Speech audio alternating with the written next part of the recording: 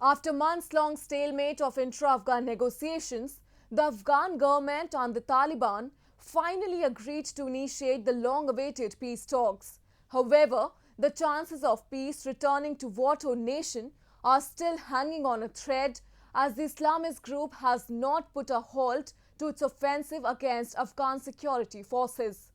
The violence has ramped up since the agreement, and discord over the release of Taliban prisoners has hampered progress on formal talks, even as the United States is trying hard to broker a peace deal between the Taliban and the Afghan government, aimed at ending the decades-long war. A report.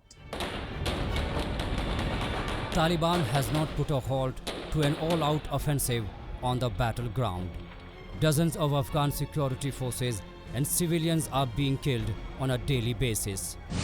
In a recent wave of violence in Afghanistan, at least 47 security personnel and 17 civilians were killed and several others were wounded.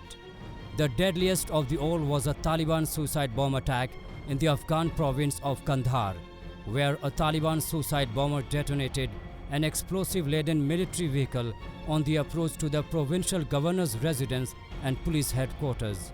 Earlier, Taliban attacks on an Afghan police convoy in southern Zabul province and the eastern province of Nangarhar also killed several police officers. As per the sources, Afghan military repelled these attacks on army checkpoints in Nangarhar province that killed at least 20 Taliban militants, including their leader.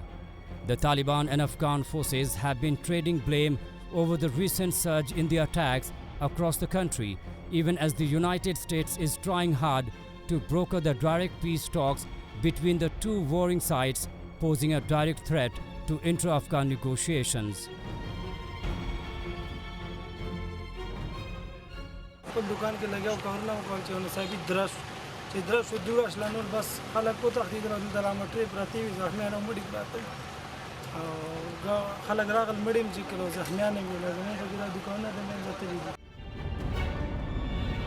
The Taliban's recent attacks have taken a heavy toll on Afghan forces. According to the National Security Council of Afghanistan, the Taliban group carried out 422 attacks in 32 provinces during the past month, killing 291 security personnel and wounding 550 others. Civilians too are bearing the brunt of this deadly conflict, as the Security Council has accused the Taliban of carrying out 44 attacks and killing or injuring 24 civilians every day in the country since earlier this year. Consequently, Afghanistan government has termed the Taliban's commitment to reduce violence as meaningless and their actions inconsistent with their rhetoric on peace. The peace deal notwithstanding, the Taliban have been carrying out relentless attacks against the Afghan forces as well as the civilians. From 1st of March to 15th of April, they have carried out 4,500 attacks, in which over 900 Afghan forces people were killed and very many civilians were killed, and number of wounded were in terms of thousands. Under the circumstances, obviously there cannot be an effective peace deal. As far as the stance of the three parties is concerned, America is very keen that the deal will go through because Trump sees it as a ploy to win the November election.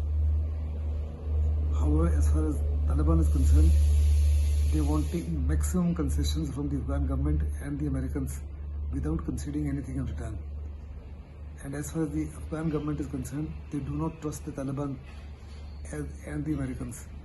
And they do not wish to give in easily because it will eventually mean rule over Afghanistan by Taliban. The violence has forever been a key obstacle to any negotiations between the Taliban and the Kabul government, which were envisaged by the US Taliban deal signed in the late February to end 19 years of war in Afghanistan. Standing firm against the violence by the Taliban, Afghan President Ashraf Ghani once again warned that bloodshed by the Taliban is threatening the country's peace process. Accusing the insurgent group for unleashing a wave of violence in the country, Ghani said, if the Taliban continues to fight, the Afghan peace process will face serious challenges. These accusations come as the insurgent group and the Afghan government inch closer to potential peace negotiations, posing an immediate threat to upcoming intra-Afghan talks.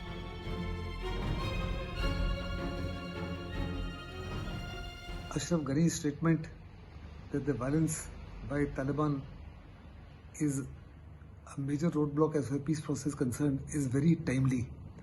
In the week ending 22 June,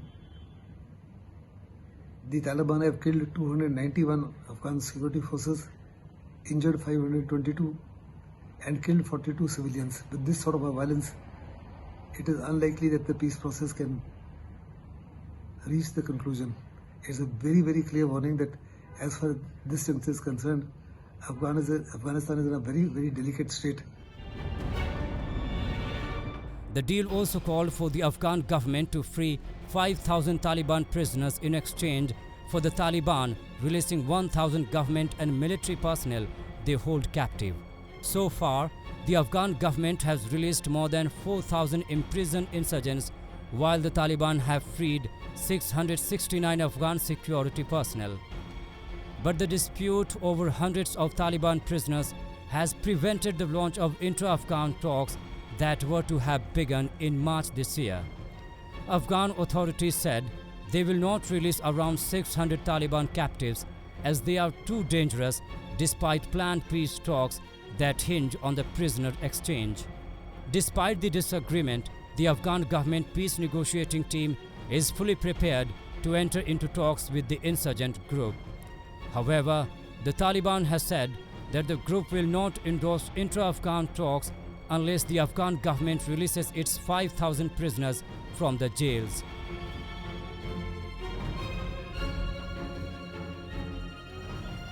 So far, they have released only about 3,000 prisoners. The balance, which the Taliban is insisting that before any further negotiation, the balance 2,000 be released, is something that is holding the talks. In the meantime, Taliban attacks are continuing. Under these circumstances, I don't see much of a future as far as peace prospects in Afghanistan is concerned. Certainly not till the American elections. Once the next American government comes into being, I'm very certain the outlook towards Taliban and Afghanistan will change, because presently the American interest, the interests of Afghanistan have been compromised, and only the personal interest of Trump is being met. The US-Taliban peace deal paves the way for withdrawing of all foreign forces from Afghanistan by the end of May 2021. However, that complete withdrawal is condition-based. That includes a Taliban guarantee that Afghan soil will not be used as a launch pad against the US and its allies, the launch of intra-Afghan negotiations, and a permanent and comprehensive ceasefire in Afghanistan. The US has already reduced its troop presence to 8,600, fulfilling its obligation as part of the February deal. But the continuous surge of violence by Taliban is suggestive of the unchanged stance and strategy of the insurgent group despite all the talks.